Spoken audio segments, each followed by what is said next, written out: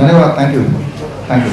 मैं आप सबका 15 मिनट से 20 मिनट लूँगा और आज अगले 15 मिनट तक आप ये ना माने कि आप कोई जर्नलिस्ट हैं, रिपोर्टर है, माने कि एक इंसान है, एक ऐसा इंसान जो कभी कभी बीमार भी पड़ सकता है। और बीमार पड़ सकता है तो हम में से कोई भी नहीं चाहेगा कि बीमार रहे। तो अगला 15 मिनट उस तरह से आप लेंगे तो आपको ज़्यादा अच्छा लगेगा। आप में से जो लोग मुझे ऑनलाइन देख रहे हैं, लाइव देख रहे हैं, ऐसे हज़ारों अलग अलग चैनल्स में हज़ारों लोग हैं, तो उनको भी मैं स्वागत करता हूँ। ये बुक जो है, ये बुक ऑनलाइन लाइव अभी आपको देखना हो तो इट इज़ नॉट वर्किंग। हाँ ठीक है, तो ये आप vishnu.com/rtm में जाके ये बुक लाइव इस वक्त आप एक्सेस कर सकते हैं। और हालांकि हमारे सर पब्लिशर आप मिले हैं, मेरी पहली किताब 1998 में लॉन्च हुई और तब मैं करीब 20-25 पब्लिशर के पास पहुंचा। तो हमारी जो शर्तें थी, या मेरी शर्त ये थी कि पब्लिश हो जाए किताब, बेसिकली वो हो नहीं पाई। सर के पास गया, सर ने बोला कि जो जो बोलेंगे वैसे हम कर देंगे, और तब से लेकर अब तक अपनी बात पे कायम है। धन्यवाद सर, ये बड़ी बात है और इनकी वजह से हम आप तक पहुंच पा रहे हैं। और अभी जो ऑनरेरी डॉक्टरेट मिला, ये बड़ी बात है, सिर्फ मेरे लिए नहीं, उन 100 पेशेंट्स के लिए जिन्होंने हम पे विश्वास किया। वो 100 पेशेंट वो पेशेंट थे जो डायलिसिस पे ऑलरेडी थे उस वक्त। 2021 की बात है जब ये ऑब्जर्वेशन स्टडी शुरू हुआ। और ग्रैड सिस्टम, हमारा जो आविष्कार है या डिस्कवरी है वो सिर्फ इतनी है कि अगर किसी भी इंसान को 40 डिग्री सेल्सियस का उसका बॉडी का टेम्परेचर कर दिया जाए और उसको इतना तापमान दिया जाए और 2% प्रेशर, एटमॉस्फेरिक प्रेशर के अलावा उसके बॉडी में पड़े, तो उसके बॉडी में जो एक्स्ट्रा फ्लूइड है, एक्स्ट्रा चीज़ें हैं, अननेसेसरी जो बॉडी नहीं निकाल पा रही वो निकाल सकती है। तो मेरा बैकग्राउंड इंजीनियरिंग रहा है, पंजाब इंजीनियरिंग कॉलेज से मैंने बेसिक ग्रेजुएशन किया है, आपको पता ही है, आप में से ज़्यादातर लोगों को। तो वो इंजीनियरिंग बैकग्राउंड को यूज़ करते हुए मैंने एक ग्रैड सिस्टम बनाया, ग्रैड सिस्टम वीडियो को चला। ये आप देख रहे हैं हिम्स हॉस्पिटल के चेयरमैन आचार्य जी यहाँ पे हैं। तो ये जो ऑनरेरी डॉक्टरेट है वो इस पे है कि जैसे ही पेशेंट को इसमें बिठाते हैं तो 2 घंटे के अंदर अंदर इनकी बॉडी, जो कि डायलिसिस के पेशेंट हैं ये सारे थे, तो उनकी बॉडी से पानी निकलने लगता है, उनकी बॉडी से क्रिएटिनिन है, यूरिया है, यूरिक एसिड है, एक्स्ट्रा शुगर, एक्स्ट्रा प्रोटीन है, जितनी भी चीज़ें फालतू हैं वो निकलने लगती हैं। और 2 घंटे के बाद जब वे बाहर निकलते हैं तो उनका वेट करीब 500 ग्राम से 1 किलो कम होता है। तो जो डायलिसिस के जो एक्सपेक्टेड गोल्स हैं वो मैच करते हैं without the side effect of the dialysis. Dialysis में जिंदगी भर डायलिसिस करना पड़ेगा, लगभग ये 3 महीने करने के बाद ऑन एवरेज फिर इसकी भी जरूरत नहीं है। तो मैं ये स्ट्रांगली मानता हूँ कि आविष्कार वो ज़्यादा अच्छा है, बड़ा है, जो आविष्कार अधिकतर लोग यूज़ कर पाएँ, गरीब से गरीब भी यूज़ कर पाएँ। और यही हमारा गोल है, मेरा और आचार्य मनीष का, कि हमारे हिम्स हॉस्पिटल 20 हैं, लेकिन हम नहीं चाहते कि हमारे हॉस्पिटल में आके ही आप इलाज लें, बल्कि हम ये प्रेरित करते हैं आपके माध्यम से कि घर बैठ के भी गरीब से गरीब लोगों ने ये अपने डायलिसिस कैसे चीज़ें छुड़ाया, वो देखिए, सेम इलाज घर पे हो रहा है। वीडियो तो ये आप देख सकते हैं कि 40 डिग्री टेम्परेचर का पानी है और एटमॉस्फेरिक प्रेशर 2% बढ़ गया है। ये डायलिसिस पेशेंट थे एक टाइम पे, but now they are no more dialysis patient. इन्होंने अपने घर पे ही किस तरह से जुगाड़ किया है। तो मतलब ये कि डायलिसिस ही होना है, किडनी पेशेंट का ट्रांसप्लांट ही होना है, ये कल की बात थी, लेकिन अब ये फ्रिज को काट के उसके अंदर बैठे हैं और यानी कि जुगाड़ से वही काम कर रहे हैं जो आप सोचते हैं कि डायलिसिस करना पड़ेगा, ट्रांसप्लांट करना पड़ेगा। तो वो थी जिस पे डॉक्टरेट मिला, ये मेरे लिए बड़ी खुशी की बात है और बड़ी बात है, आपने इसे रिकग्नाइज किया और थैंक यू।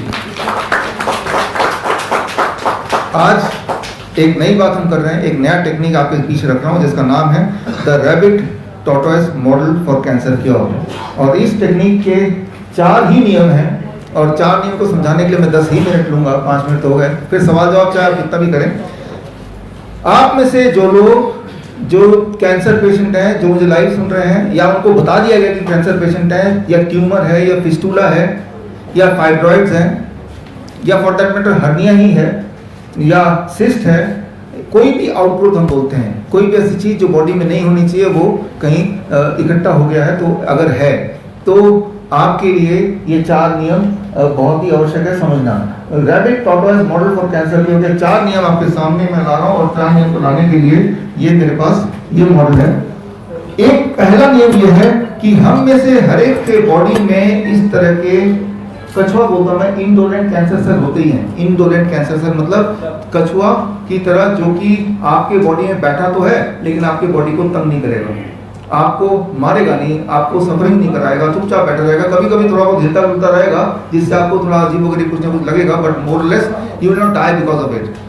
100% लोग, जितने लोग मुझे सुन रहे हैं, अगर आपकी उम्र 40 से ज्यादा है, आप सबके मेरे बॉडी के यहाँ पे थायराइड ग्लैंड में ये वाले सेल पक्का ही मिलेंगे। 70% लोगों के प्रोस्टेट ग्लैंड में मिलेंगे, अबाउट 40% महिलाओं के ब्रेस्ट में मिलेंगे कछुआ वाला ऐसा कैंसर सेल, जिसे मेडिकल भाषा में इंडोलेंट बोलते हैं, जो आपको तंग नहीं करेगा। कैंसर तो है वो, लेकिन उसकी वजह से आप ना तो मरेंगे ना वो आपको तंग करेगा। पहला नियम। दूसरा नियम यह है कि हम में से कुछ लोग, बहुत ही थोड़े, 1000-10,000 में से एक आध होंगे जिनके बॉडी में एक और तरह का कैंसर सेल होता है जिसे बोलते हैं एग्रेसिव कैंसर सेल, खरगोश की तरह, जो एक ऑर्गन से दूसरे ऑर्गन भागता है, पूरे बॉडी को गंदा कर देगा, आपको दर्द होगा, ट्यूबर होगा, आप उससे मर सकते हैं या मर जाते हैं, खरगोश की तरह। लेकिन दूसरा नियम यह है कि अभी तक मेडिकल साइंस में ऐसा कोई टेक्नोलॉजी नहीं है जिससे ये पता चल सके, डायग्नोस हो सके कि आपके बॉडी का जो कैंसर सेल डायग्नोस किया गया है वो कछुआ वाला था या वो खरगोश वाला है। वो बायोप्सी हो, मेमोग्राम हो, पेट स्कैन हो, उससे ये डिफरेंशिएट नहीं होता है। उसके मैंने टोटल 250 एविडेंसेस में दिए हैं इस किताब में, इस वक्त आप देख सकते हैं।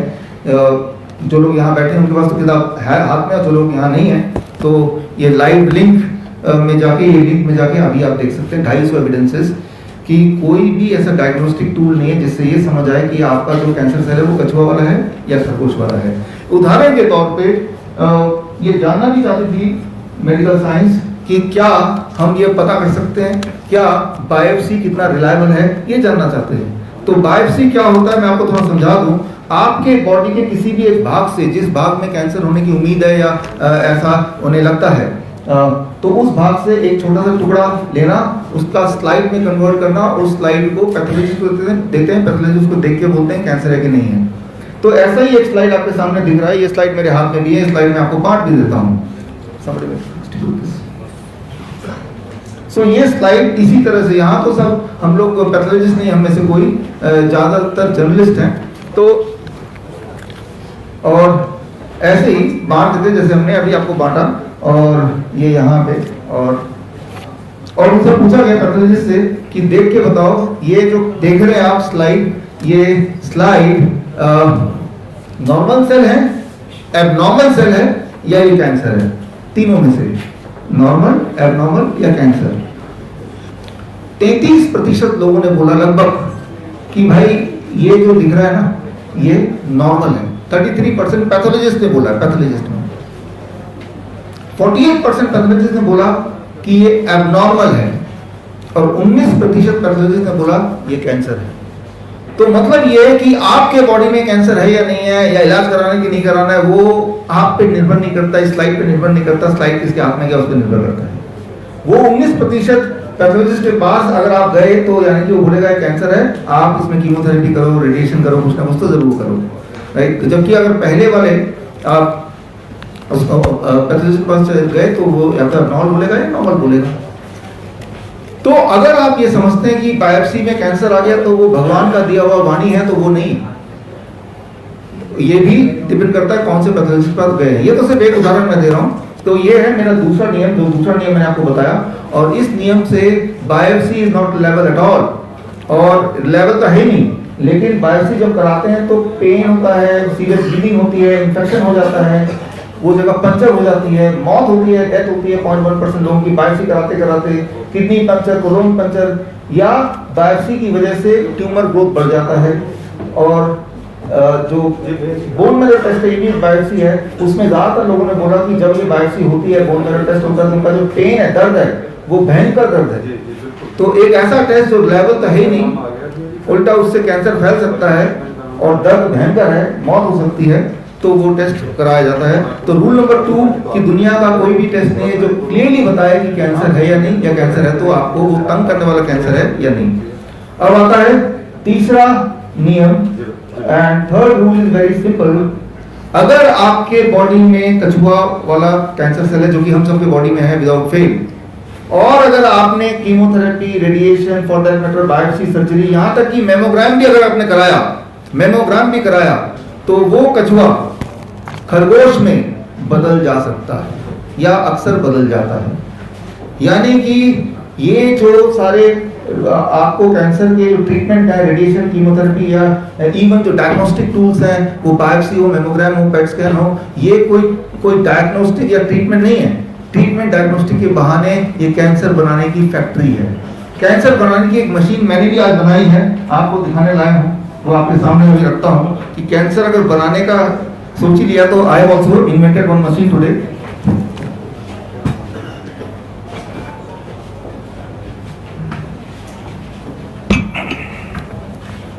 आप इस मशीन जो मैंने बनाया है, ये मशीन कैसे काम करती है बताता हूं। पहले तो यहाँ स्क्रीन पे भी देखते रहिए, इसको भी देखते रहिए।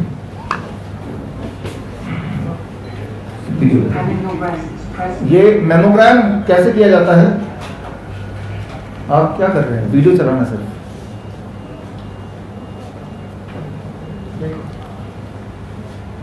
Having your breasts pressed between the plates may be uncomfortable and lasts a few minutes. The top plate moves down so that your breast is squeezed against the lower plate. Mammogram किस तरह से करते हैं वो दिखा रहे हैं। An X-ray image may be taken from a different angle. Screening mammography usually lasts up to half an hour. The images are taken from different angles. अब यहाँ पे आप देखिए कि ब्रेस्ट को प्रेस किया जाता है और कितना प्रेस करते हैं, इतना प्रेस करते हैं कि उसमें बहुत दर्द होता है, नंबर 1। नंबर 2, अगर हम संख्या में बात करें, करीब 20 केजी का जो फोर्स है उतना प्रेस करते हैं, 20 केजी का फोर्स। 10 केजी का फोर्स एनफ है, काफी है किसी भी नॉर्मल टिश्यू को रप्चर करने में और रप्चर होने के बाद उसको ट्यूमर में और कन्वर्ट करने में। जितना प्रेशर से नॉर्मल टिश्यूज ब्रेस्ट के रप्चर हो सकते हैं, टूट सकते हैं और टूट के वो कैंसर में कन्वर्ट हो सकते हैं, उसका ठीक डबल प्रेशर यहाँ दिया जाता है और ये चलता है करीब 30 मिनट्स। तो उसका एक्सपेरिमेंट आप करके देखें। अगर यहाँ पे एक मॉडल मैंने बनाया है, अब देखिए ये एग्जैक्टली जो आप मॉडल देख रहे हैं इससे अलग नहीं है, बिल्कुल भी अलग नहीं है। मान लो ये वुमेन्स ब्रेस्ट है, इसको बोलते हैं डॉक्टर की ऐसे रखो, हम चेक करना चाहते हैं कि आपको कैंसर है कि नहीं है, और इसको दबाते रहते हैं तब तक जब तक कि 20 केजी का बोझ लगभग इसके ऊपर ना पड़े, ठीक है ना। तो मैंने यही वाला काम किया इस संतरे के साथ आपको दिखाने के लिए। 1 हफ्ते पहले काम किया, दोनों संतरे मैंने एक ही साथ खरीदे थे, एक में मैंने किया, एक में नहीं किया, और मैंने उतना ही प्रेशर लगाया जितना लगभग, ताकि ये आधा स्क्वीज हो जाए, क्योंकि ये उतना स्क्वीज हो जाता है, राइट। और 1 हफ्ते बाद ये मैं संतरा आपके सामने ये लाया, आप देख रहे हैं। आप अंदाजा लगा सकते हैं, चाहे वो संतरा हो चाहे वो केला हो, किसी को अगर दबाएंगे, बार बार दबाएंगे तो ठीक नहीं रह सकता। क्यों? क्योंकि उसके अंदर के जो टिश्यूज हैं, सेल्स हैं, वो टूटते हैं, और अगर बार बार करेंगे तो बार बार टूटेंगे। तो ये एक नियम बना दिया 40 साल के बाद, आप ऐसा करना कि हर 1 साल में एक बार मेमोग्राम जरूर कराना। वो कुछ ऐसा ही कि फल खरीदने जाए और फल वाला आपको बोले कि संतरा ले जा रहे हो, हर दिन उसको बार बार दबाना जब तक आप खाते नहीं है। तो जब बार बार दबाएंगे तो क्या होगा, तो सड़ने लगेगा, ये आपको पता ही है, राइट। तो this is what is happening. तो जो मेमोग्राम बड़ा एडवांस नाम रखा है, मेमोग्राम, मेमोग्राफी, लगता है बहुत बड़ी टेक्नोलॉजी है, वो कुछ नहीं है, वो सिर्फ कैंसर को बनाने का टूल है। और कैंसर को अगर आपको बनाने की इच्छा है तो इस तरह के जो सॉफ्ट टिश्यूज हैं उसको आप दबाइए जोर से, और उससे पेन होगा। पेन क्यों होगा? क्योंकि वहां पे अंदर सेल टूट रहे हैं। अगर आपके सेल टूटेंगे, अगर आपकी हड्डियां टूटेंगी तो पेन होगा ना, तो वो पेन को सहना नहीं है। तो मेरा एक आपके माध्यम से ये एक मैसेज है, don't allow anybody to touch your breast, very simple. कोई बोलता है अगर उसमें पेन है तो क्या करना है मैं आगे बताता हूँ, लेकिन पेन है तो और पेन नहीं करना है। ये सड़ा हुआ तो ऑलरेडी है, अब अगर दबाऊंगा तो और सड़ जाएगा, जो एक साइड सड़ा नहीं दिया वहां भी सड़ जाएगा, जितनी बार दबाएंगे। और अगर इससे भी काम ना बने तो क्या करते हैं कि इसका अगर मैं एक टुकड़ा यहाँ से निकाल दूंगा कि मैं एक टुकड़ा चाहता हूँ बायोप्सी करने, अब यहाँ पे सड़ना ज्यादा तेजी से आ जाएगा ना, राइट। तो ये जिंदा चीज को जब हम छेड़ते हैं, उसमें छेद करते हैं, उसको दबाते हैं, तो वो कैंसर में कन्वर्ट हो जाता है। यही कैंसर है। तो ये कैंसर बनाने की मशीन है। तो यहाँ पे आता है हमारा रूल नंबर 3, जिसके बारे में बात कर रहा था कि आप सबके बॉडी में कछुए वाला कैंसर सेल तो है ही, लेकिन अगर आपने chemotherapy, radiation, biopsy, surgery, mammogram, PET scan ये सब कराया तो वो अक्सर जैसा आप देख रहे हैं एग्रेसिव कैंसर सेल में बदल जाता है। उसका मैंने सिंपल साइंस और 250 के करीब एविडेंसेस में दे दिए हैं। कई बार लोग मुझसे बोलते हैं कि भाई ऐसा क्यों करेंगे हमारे डॉक्टर, वो तो हमारे फैमिली डॉक्टर हैं। मैं आज का दिन जो है 13 अप्रैल है, जलियांवाला बाग हत्याकांड, 13 अप्रैल 1919। अगर आप हम बचपन में इतिहास में हमें पढ़ा है कि जलियांवाला बाग हत्याकांड में अंग्रेजों ने भारतीयों के ऊपर गोली चलाई। मैं जानना चाहता था कि वो अंग्रेज कौन थे, कैसे दिखते थे, गोली कैसे चलाई। तो जब मैंने तफ्तीश की तो पाया गया कि अंग्रेजों ने तो गोली चलाई नहीं, गोली तो भारतीय ने चलाई। वो जो 50 लोग थे उसमें से एक भी अंग्रेज नहीं था। हाँ, अंग्रेज ने ऑर्डर दिया गोली चलाओ। एक्चुअल जो बंदूक चलाई वो इंडियन थे, सारे के सारे भारतीय थे। आज 104 साल हो गए जलियांवाला बाग हत्याकांड को। बदला सिर्फ इतना, वो जो खाकी कुर्ते, खाकी यूनिफॉर्म वाले लोग थे वो सफेद कोट में बदल गए, सफेद कोट में। तब तो वो जान गया, अब जान और माल, अगर एकदम से आप मर जाएंगे तो आपका माल कहां पे जाएगा। इसलिए slow poisoning, chemotherapy, radiation, surgery, these are और स्लो पॉइजनिंग थिंग्स। धीरे धीरे आपको खत्म करते जाएंगे, आपके पैसे उन तक पहुंचते जाएंगे। ये सारा व्यापार है। अब आता है कि मैं सच बोल रहा हूँ कि झूठ बोल रहा हूँ। आप खुद ही सोचिए सच का डेफिनेशन क्या है। जो सबूत दे वो डेफिनेशन है, या कितने लोग बोल रहे हैं चिल्ला चिल्ला के बोल रहे हैं वो डेफिनेशन है। जो बिल्डिंग बहुत बना के बोल रहे हैं वो डेफिनेशन है, या जो सबूत दे रहा है वो डेफिनेशन है। मैं तो सबूत दे रहा हूँ, 250 एविडेंसेस हैं। अगर ये सच नहीं है तो जो भी सच है उनके हिसाब से वो सबूत देते, एक भी देते सबूत। आपने मांगा सबूत, जो लोग मुझे सुन रहे हैं नहीं मांगा। मेमोग्राम करने से नुकसान होता है, आपने सबूत मांगा। उससे कुछ फायदा होता है, आपने सबूत मांगा नहीं मांगा। आज मांगिए, मैं सबूत दे रहा हूं आपको। ये किताब, ये सबूत है, इसके अंदर देखिए, it is accessible right now. हमारी ये स्टाइल रहा है मेरा और नरेंद्र जी का, जब इस तरह की किताबें आती हैं, मेरी सारी किताबें, लगभग सारी किताबें पहले वो फ्री में अवेलेबल होती हैं। उसके एक हफ्ते बाद जब फ्री में सबको मिल गया, अब नरेंद्र जी इसको अमेजन में डालते हैं, फ्लिपकार्ट में डालते हैं, और तब भी फ्री में मिलता है, राइट। तो इरादा ये है कि आपको सच पता होना चाहिए। That is rule number 3। अब आता है सबसे महत्वपूर्ण रूल, रूल नंबर 4। वो ये कि अगर किसी के बॉडी में ऑलरेडी कैंसर है तो कैसे पता चलेगा और उसको ठीक कैसे करें। अगर आपको दर्द हो रहा है, अगर आपको ट्यूमरस ग्रोथ दिख रहा है, आउटग्रोथ दिख रहा है, अगर आपका हीमोग्लोबिन लगातार घट रहा है, अगर आपको कमजोरी लगातार महसूस हो रही है, तो समझ लीजिए कि बॉडी के अंदर ये खरगोश आ चुका है। लेकिन इसे डरने की जरूरत नहीं है, इसे दोबारा से कछुआ बना देना है। इसको कछुआ बनाने के लिए जो 2017 का नोबेल प्राइज विनिंग साइंस है, दैट इज बॉडी क्लॉक को ठीक करना है। जैसे ही आप अपने बॉडी क्लॉक को ठीक करेंगे, ये जो खरगोश है कछुआ बन जाएगा। ऐसा हम अपने हॉस्पिटल में करते ही हैं। हमारे हिम्स ग्रुप ऑफ हॉस्पिटल में आइए और वो पेशेंट यहाँ पे आएगा, मैं आपसे मिलाता हूँ। ये करना बड़ा आसान है। बॉडी क्लॉक क्या है और कैसे करना है, इस पर मैं 5 मिनट लूंगा, उसके बाद इसको यहीं पे फिनिश करेंगे, फिर क्वेश्चन आंसर जो भी आपका है। बॉडी क्लॉक क्या है? Circadian rhythm. जिस तरह से एक ऑर्केस्ट्रा होता है, ऑर्केस्ट्रा में क्या है कि म्यूजिशियंस होते हैं, चाहे वो गिटार बजा रहा है, तबला बजा रहा है, बांसुरी बजा रहा है, लेकिन एक उसका डायरेक्टर भी होता है। वो डायरेक्टर रिदम तय करता है कौन कब बजाएगा, ताकि वो सुनने में म्यूजिक लगे। वो डायरेक्टर अगर ठीक से नहीं करेगा काम अपना, या होगा नहीं वो डायरेक्टर, तो वो जो सब लोग बजा रहे हैं वो नॉइज लगेगा, म्यूजिक नहीं लगेगा। हमारी बॉडी एक म्यूजिक लगेगा कि हमारी लाइफ एक नॉइज हो। नॉइज मतलब डिजीजेस, म्यूजिक मतलब हमारी बॉडी की रिदम। हमारी बॉडी की भी एक रिदम है। कैसे रिदम है? हमारे ब्लड शुगर की रिदम है, हमारा टेम्परेचर की रिदम है, हमारा ब्लड प्रेशर का रिदम है। मैं आपको दिखाता हूँ मेरी बॉडी का रिदम क्या है और हम रिदम कैसे ठीक करते हैं।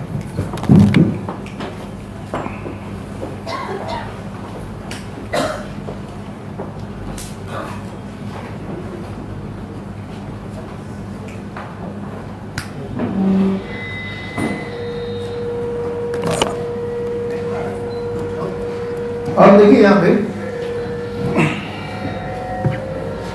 ये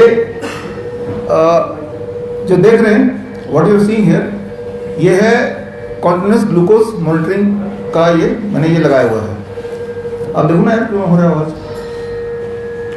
व्हाई दिस। रहस्य है कि दोबारा से कैसे बढ़ रहा है, तो आपने कुछ खाया नहीं। आपका लिवर शुगर ब्लड में फेंकता है। और नेक्स्ट प्लीज। रात को जब ठीक होने वाले हैं क्या है वो रिदम देखिए यहाँ पे बड़ा इंपॉर्टेंट है। ये रात को एक दिन ब्राउन दिखा रहा है, एक दिन ब्लू दिखा रहा है, और 2 दिन तक ये 2 दिन का है, और 4 बजे के बाद ये दोबारा बढ़ने लगा। फास्टिंग ज़्यादा क्यों रहता है? क्योंकि रात में अगर हम अपना हिम्स हॉस्पिटल देखते हैं पेशेंट का, रात में ये बिल्कुल ठीक हो जाता है, उनका लगभग यहाँ 50 से नीचे चला जाता है, उससे नीचे जाएगा तो कोमा में भी जा सकते हैं। जितना ज़्यादा दवाइयाँ लेंगे, इंसुलिन लेंगे या दवाइयाँ लेंगे, उतना नीचे डिप करेगा, जितना नीचे डिप करेगा उतना ऊपर जाएगा। आप समझिए, बॉल की तरह, रबर की बॉल जितना जोर से नीचे फेंकेंगे उतना ऊपर जाता है। तो रात शाम सुबह जब आपने फास्टिंग देखा, वो ऊपर देखा, आपको लगा रहा है मेरी फास्टिंग ज्यादा, तो आपने और दवाइयां ली, और दवाई ली, तो और क्या होगा, अगले सुबह दोबारा से और डिप करेगा और फिर और ऊपर जाएगा। तो ये चलता रहता है, आपकी दवाई बढ़ती रहती है और ये डिप करता रहता है, और एक टाइम आता है कि आपका कोई ना कोई ऑर्गन फेल हो जाता है। तो ये this is called circadian rhythm, and unfortunately doctors को ये ट्रेनिंग नहीं दी जाती कि सर्केडियन रिदम को कैसे देखें और उसे ठीक कैसे करें। और यही वाली ट्रेनिंग हम स्टूडेंट्स को देते हैं श्रीधर यूनिवर्सिटी के माध्यम से, और हम अपने हॉस्पिटल पेशेंट को देते हैं। तो ये सर्केडियन रिदम है जो कि हमारे मेरे ब्लड शुगर का है, मैंने आपको दिखाया, इसे कहते हैं डॉन फिनोमेना। इसे डॉन फिनोमेना बोलते हैं, यानी कि आधी रात सुबह सुबह के 1 घंटे 2 घंटे पहले नीचे जाना फिर ऊपर आना। अगर ऐसा नहीं होगा तो यानी कि कुछ गड़बड़ भी हो सकती है। तो हम पहचानते हैं बीमारी को फ्रॉम द रिदम, और ठीक ही बीमारी करते हैं फ्रॉम द रिदम। रिदम को ठीक करना है, म्यूजिशियन को ठीक नहीं करना है, डायरेक्टर को ठीक कर दो, म्यूजिशियन अपने आप ठीक हो जाएगा। अब देखिए ठीक इसी तरह से टेम्परेचर रिदम, यहाँ पे वीडियो स्विच देखिए, ये यहाँ पे जो लोग, ये मैंने एक और स्कैनर लगा हुआ है, लेकिन ये टेम्परेचर बता रहा है, मेरे पूरे दिन का जो टेम्परेचर पिछले 3-4 दिन में वो बता रहा है। और यही चीज ब्लूटूथ के थ्रू मेरे मोबाइल में है, और मोबाइल को इस कैमरे के थ्रू आपको यहाँ दिखा रहे हैं, ताकि मैं आपको अपना टेम्परेचर रिदम दिखाऊं। कल शाम का 6:45 में मेरा बॉडी टेम्परेचर क्या था, वहाँ पे आप धीरे कॉल करो। ये आप देख रहे हैं, ये जो देख रहे हैं ये एक जैसा नहीं है टेम्परेचर, ये ऊपर नीचे ऊपर नीचे ऊपर नीचे आपको दिख रहा है। और ये अब हाँ, और करते रहना। ये सुबह का, ये मिनट बाय मिनट मेरे बॉडी का जो टेम्परेचर है 97 से लेकर 99 के बीच में है। यह खास चीज मैं आपको दिखाना चाहता हूँ कि टेम्परेचर रिदम क्या होता है, उसे ठीक कैसे करते हैं। करते जाए। अभी 10 बजे, ओके, 9 बजे, ओके, वापस जाना है, ये 5 बजे आ गया। एक बात याद रखिए, शाम के 6 बजे, 6:30 बजे, 7 बजे तक आपका बॉडी टेम्परेचर हाईएस्ट पीक पे होता है। 6 बजे हाईएस्ट पीक पे होता है 99, और उसके बाद धीरे धीरे वो कम होने लगता है। आगे चलते रहें, फॉरवर्ड, आप देखें कम, जैसे ही टेम्परेचर कम होगा तो आपको नींद आने लगेगी, जैसे ही टेम्परेचर कम होगा आपको नींद आने लगेगी। जो लोग बोलते हैं कि मुझे नींद नहीं आ रही, यानी कि उनका टेम्परेचर कम नहीं हो रहा, वो हॉरिजॉन्टल है। तो जिनको नींद दिलाना है, हमें अपने हॉस्पिटल में उनका टेम्परेचर बॉडी का डिप करने लगते हैं, तो उनको नींद आने लगती है। आपको किसी दिन नींद नहीं आ रही हो ना, अपने एसी को फुल कर दीजिए और आधे घंटे के लिए एकदम नींद आ जाएगी। जो लोग एसी में नहीं सोते उनके लिए बोल रहा हूँ, जो लोग एसी में सोते हैं तो उनकी केमिस्ट्री डिफरेंट। तो आगे करते रहेंगे तो ये नीचे जाता जा रहा है। अब एक मिनट वापस करना, आप देखेंगे ये 11 बजे एकदम से ऊपर चला गया। आप देख रहे हैं यहाँ पे, तो कल रात का ये टेम्परेचर है। 11 बजे मैं आज की तैयारी कर रहा था और मुझे नींद आ रही थी, क्योंकि वो टेम्परेचर वो नीचे जा रहा था टेम्परेचर, और नींद आएगा तो आज की तैयारी क्या बोलना, कैसे बोलूंगा। तो मैंने एक कॉफी, 1 चम्मच कॉफी लिया, गर्म पानी में पी लिया, नींद मेरी खुल गई। नींद कैसे खुली, जैसे कॉफी पिया मेरे बॉडी का टेम्परेचर ये अप हो गया और नींद खुल गई। तो आप समझिए कि टेम्परेचर और जो खा रहे हैं और जो दिन है और रात है, उसका आपस में जो ताना बाना है, इसे कहते हैं सर्केडियन रिदम। बोला ठीक इसी तरह से आपका ब्लड प्रेशर का भी सर्केडियन रिदम है। ये आप घर पे कीजिए, सुबह 10 बजे अपना ब्लड प्रेशर चेक कीजिए और रात को 10 बजे चेक कीजिए। सुबह वाला ब्लड प्रेशर ऊपर होगा, रात वाला नीचे होगा, कम से कम 20%। ये आपका रिदम है। अगर ये रिदम उल्टा हो गया, समझ लीजिए आपको हार्ट अटैक आने के चांसेस ज्यादा हैं in comparison to rest of the people. Very simple. आपने देखा होगा आजकल लोग बैठे खड़े डांस करते हुए अचानक मर जाते हैं, हार्ट अटैक हो जाता है, देखा राइट। ये जो देखा ये अनोखा दिख रहा है, लेकिन ये हमने पहले ही बता दिया था 2021 में। वो जो 2 खुराक आने से 10 दिन पहले हमने आपको बताया, हमने उसकी किताब भी हमने लॉन्च की, और ये रही किताब, और एक चिट्ठी हमने लिखा, वो चिट्ठी भी इसी किताब में है हमने भारत के जितने भी मंत्री हैं इंक्लूडिंग प्राइम मिनिस्टर ऑफिस, ये जो 2 खुराक आप बोल रहे थे, तो पहला खुराक था ये खुराक आप ना दें, इससे डेथ होगी, तब बोल दिया था। किताब है, ये किताब अमेजन में जाकर देखेंगे तो डेट भी आपको मिल जाएगी, खुराक के आने से जनवरी 16 से पहले का डेट मिल जाएगा। तो कोई अनोखी बात नहीं है, वो जो खुराक है उससे आपका सर्केडियन रिदम बिगड़ा, और सर्केडियन रिदम बिगड़ने से अब जो हो रहा है वो आपके आंखों के सामने है। इसको कैसे ठीक करना है वो तो भगवान जानता है कैसे ठीक करना है, लेकिन मैं इतना बता सकता हूँ कि सर्केडियन रिदम को अगर आप ठीक कर लें, बॉडी क्लॉक को आप ठीक कर लें, जिस तरह से बॉडी क्लॉक को बिगाड़ सकते हैं आप, जैसे मैंने कल बिगाड़ा कॉफी पी के, या आपने बिगाड़ा 2 खुराक लेके, ठीक उसी तरह से बॉडी क्लॉक को ठीक भी कर सकते हैं। अब आते हैं मेरा आखिरी 2 मिनट, ठीक कैसे कर सकते हैं अभी, राइट नाउ, आज से। वो बड़ा ही सिंपल है, इंटरेस्टिंग है, उसको मैं आपको समझा देता हूँ कैसे ठीक कर सकते हैं।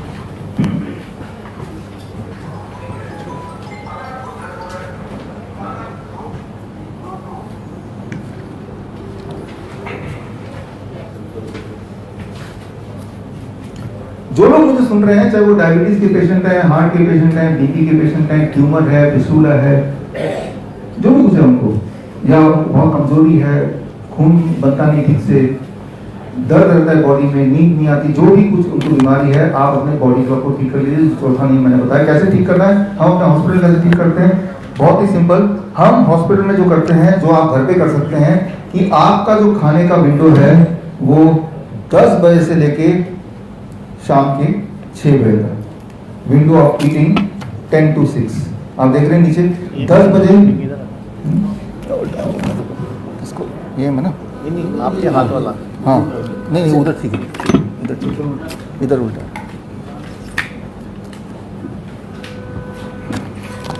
आपको ठीक होने का जो फॉर्मूला वो ये रहा कि 10 बजे से खाना शुरू करेंगे और शाम के 6 बजे बाद कुछ भी नहीं खाएंगे। 10 बजे आप खाएंगे, शुरू कर देंगे, क्या खाना है कितना खाना है मैं बात नहीं कर रहा, 10 बजे से पहले कुछ नहीं खाएंगे और शाम के 6 बजे के बाद कुछ नहीं खाएंगे, बस ये नियम बोल रहा हूँ मैं। जब आपने टाइम ईटिंग विंडो को कम किया, ट्यूमर कम होने लगा, दर्द कम होने लगा, वीकनेस कम होने लगी, हीमोग्लोबिन बढ़ने लगा, एनर्जी बढ़ने लगी, नींद आने लगी, ब्लड शुगर कम होने लगा, ब्लड प्रेशर कम होने लगा। कितने दिन में? पहले 3 दिन में, फर्स्ट 3 डेज में। दयानंद आयुर्वेदिक कॉलेज ने ऐसा ही किया। पिछले दिन आप और हम लोग थे, पिछले महीने की बात है, उन्होंने 50 लोगों को बुलाया, अलग अलग बीमारी के, कोई डायबिटीज का, कोई हार्ट का, कोई किडनी का, और 3 दिन ये किया। उसका ऑब्जर्वेशन स्टडी भी इसी किताब में पेज नंबर 94 में अभी आप देख सकते हैं कि विदिन 3 डेज। तो सर्केडियन क्लॉक को ठीक करने का सबसे सटीक इलाज कि आप अपने टाइम विंडो को कम कर दें। कितना कम करना है? 8 घंटे खाना है, 16 घंटे बिना खाए रहना है। 8 घंटे पेट भर के खा लीजिए, प्यास लगी तो पानी पी सकते हैं। अच्छा, किसी को बीमार करना है तो क्या करना है मुझे? मैं अगर किसी को बीमार करना चाहता हूँ तो मैं इसी को एक्सपैंड करूँगा, टाइम ईटिंग टाइम को बढ़ाता जाऊँगा, बढ़ाता जाऊँगा, बढ़ाता जाऊँगा। यानी कि सुबह 6 बजे उठा, तब से खाना शुरू कर दिया और रात के 11 बजे तक खाते रहे। खाने को ज़्यादा नहीं कर रहा हूँ, खाने को ज़्यादा फैला रहा हूँ मैं। Try to understand that. ज़्यादा खाना नहीं बोला मैंने। किसी को कैंसर करना है, ट्यूमर करना है तो खाने को फैला दो। सुबह उठे 6 बजे, चाय पी लिया, रात को सोने से पहले भी समोसे खा लिए, बीच में कुछ भी नहीं खाया या खाया, इरेस्पेक्टिव ऑफ दैट आपने खाने के विंडो को बढ़ा दिया। या अगर आपका कोई दुश्मन है और खतरनाक तरीके से आप चाहते हैं कि वो कैंसर से मर जाए, तो आप खाने की टाइमिंग को शिफ्ट कर दो, बढ़ाने के बजाय शिफ्ट कर दो, कि वो जितना आप इस तरफ शिफ्ट करेंगे टूवर्ड्स दिस, यानी कि हम सुबह नहीं खा रहे हैं, हम रात को खा रहे हैं। रात को खा रहे हैं जब सूरज ढल गया, और जब सूरज आया फिर खाना बंद कर दिया। कभी कभार चल जाता है, जैसे कल मेरा शेड्यूल ठीक नहीं था, ये आज की तैयारी कर चल जाएगा, लेकिन रूटीन में करेंगे तो गड़बड़ हो जाएगी, तो आपके बॉडी में फिर कैंसर डेवलप होने लगेगा, ट्यूमर डेवलप होने लगेगा। तो हम ये बोलते हैं जब आप ठीक हो चुके हैं, तो ये जो विंडो है वो सुबह 10 बजे से लेकर शाम के 6 बजे तक का, उसको बंद कर दो, इसको फ्लेक्सिबल कर दो। 1 घंटा इधर बढ़ा दिया, 1 घंटा इधर बढ़ा दिया, या 2 घंटे इधर 2 घंटे इधर, यानी कि 12 घंटा 8 AM to 8 PM खाओ, और 8 PM to next day 8 AM नहीं खाओ, तब भी काम चल जाएगा आपका, even when it is okay, right, ठीक होने के बाद। तो this is time as medicine, समय आपका, और ये करना है आप 3 दिन करके देखिए। लेकिन खतरनाक बात यह है कि जो लोग इंसुलिन ले रहे हैं, अगर आपने इंसुलिन नहीं घटाई by 3rd day, there is chance that you will have hypoglycemia. तो ये फोकट का इलाज है, और इसमें ये पहला टूल है ऐसे 7 टूल हैं बॉडी क्लॉक को करेक्ट करने के। 7 टूल हैं, उनमें से एक टूल है फूड एज मेडिसिन। जो DIT डाइट की बात हमने की पिछले 10 साल से हमने की, जिसपे कई सारे किताब आए, आप में से बहुत लोग इसे फॉलो कर रहे हैं और ठीक हो रहे हैं, वो है। और एक है इन्हीं में से electron as medicine, zero voltage, जो हमारे हिम्स हॉस्पिटल में आएंगे तो वहाँ आपको देखने को मिलेगा। और उसमें बहुत ही सिंपल है, आपको समझा देता हूँ एक ही लाइन में कि हमारे हिम्स हॉस्पिटल जो आएंगे तो वहाँ पे जो बिस्तर होगी, हिम्स हॉस्पिटल का हर बिस्तर कुछ इस प्रकार से है।